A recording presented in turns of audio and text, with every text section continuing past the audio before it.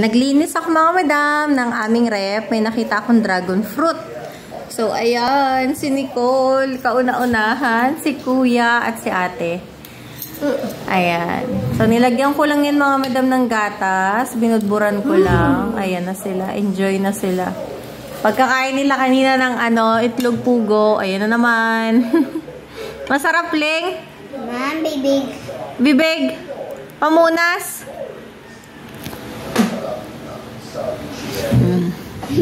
O, diba mga madam?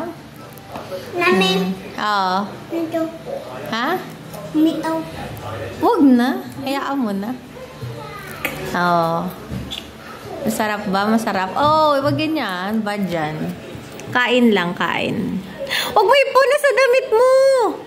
Oh my God. Libay ka.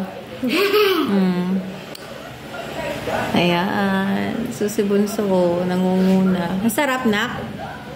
Ha? Sarap? Oo. Huwag mo kasing kuhanan yung nasa parte niya. Dahan-dahan lang. Ayan.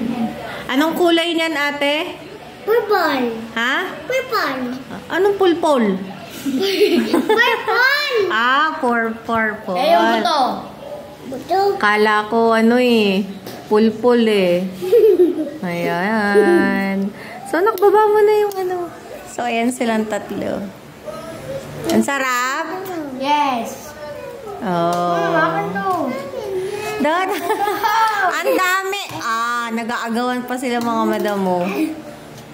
Ayos lang. Ay, naku, hindi pa na siya ng kamay pa.